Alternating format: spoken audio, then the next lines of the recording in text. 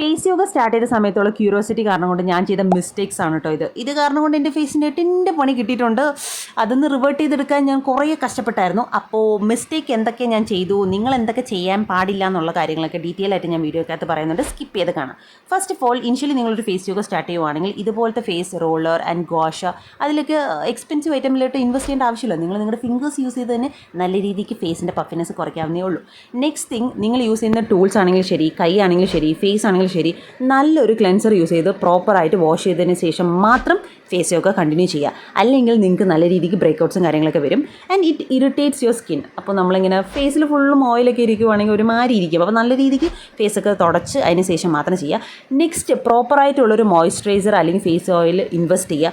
എൻ്റെ ഒരു oily sensitive സ്കിന്നാണ്. എനിക്കിതറിയില്ലായിരുന്നു. ആദ്യം യൂസ് ചെയ്ത ഓയിൽ എനിക്ക് നല്ല രീതിക്ക് ബ്രേക്കൗട്ട്സ് എന്ന് പറഞ്ഞു കഴിഞ്ഞാൽ പുറ്റുപോലെ അതുപോലെ എനിക്ക് പിമ്പിൾസ് വന്ന് തന്നിട്ടുണ്ടായിരുന്നു. നിങ്ങൾ നിങ്ങളുടെ ഫേസിന് അഫക്റ്റ് ആവാത്ത രീതിയിൽ ഒരു ഫേസ് ഓയിൽ അല്ലെങ്കിൽ ഒരു മോയ്സ്ചറൈസർ യൂസ് ചെയ്യുക. അത് നെക്കും പ്ലസ് ഫേസിലും എല്ലായിടത്തും നല്ല രീതിക്ക് യൂസ് ചെയ്യുക. പിന്നെ പറയാനുള്ള കാര്യം, lymphatic drainage is more important. എപ്പോഴും താഴോട്ട് ഗ്ലൈഡ് ചെയ്യണം. അല്ലാതെ പകുതിക്ക് വെച്ച് നിർത്തി കഴിഞ്ഞ് കഴിഞ്ഞാൽ അവിടെ പഫിനെസ് ഒന്നും കുറയില്ല. അപ്പം നല്ല രീതിക്കുള്ള ടെക്നിക്സ് കാര്യങ്ങൾ മാത്രം യൂസ് ചെയ്യുക. അപ്പോൾ ഈ മിസ്റ്റേക്കും കാര്യങ്ങളൊന്നും നിങ്ങൾ ചെയ്തിട്ടില്ലെങ്കിൽ നിങ്ങൾക്ക് പ്രോപ്പറായിട്ടുള്ള ഫേസ് യോഗ കാര്യങ്ങളൊക്കെ ചെയ്യാൻ വേണ്ടി പറ്റും. അപ്പോൾ അത്രയുള്ളൂ. Thanks for watching. ബൈ.